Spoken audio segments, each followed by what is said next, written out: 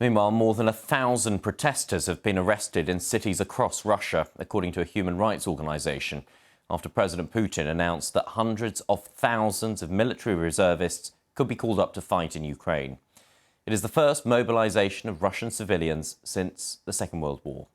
Russia has been losing ground in eastern Ukraine in recent weeks as Ukrainian troops recapture some territory. In his televised address, Mr. Putin accused the West of occupying Ukraine and engaging in nuclear blackmail. And he again warned he would use all means to protect Russia, including nuclear weapons. Under pressure in Ukraine, Russia's president has chosen the path that is most familiar to him: escalation. To defend our motherland, its sovereignty and territorial integrity, for the security of our people and on the liberated territories, it is necessary to support the proposal of the Defense Ministry and Chief of General Staff to announce a partial mobilization of military reservists. 7 months after invading Ukraine, the Kremlin is calling up 300,000 reservists to support what it still calls the special military operation.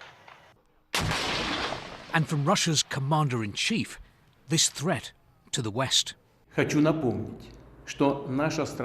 Our country, too, has different weapons of destruction.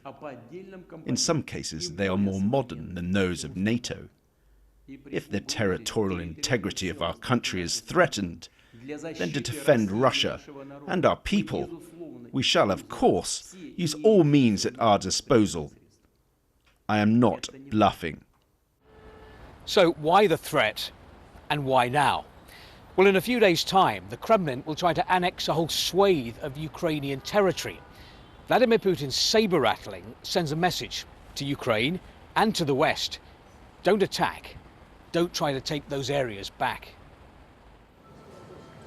As news of mobilization spread, there were reports that flights out of Russia were selling out fast, amid concern that men of fighting age would soon not be allowed to leave the country. I'm worried this is just the start, Sergei tells me, and that there could be full mobilization. But Margarita says that if our leaders demand this, we must do our duty. I trust Putin 100%. Later, the president met his defense minister. They've decided on mobilization because they're short of troops. So short that in prison camps across Russia, this mercenary chief, a close Putin ally, has been recruiting inmates to fight in Ukraine, promising them their freedom if they serve 6 months with his group, Wagner, and survive. When Vilena went to visit her husband in prison a few days ago, she was told the husband, a convicted murderer, wasn't there. I said, "What do you mean, not here? He's been here for 13 years and suddenly he's gone?" They told me they had no more information. A few days later, he called me from a Ukrainian number. I know for sure that my husband is in Ukraine. Even if he agreed to go there, he was sent illegally. Sending convicts into combat is against the law. Now the Kremlin will be sending reservists to Ukraine. But in Moscow tonight, a protest against mobilization.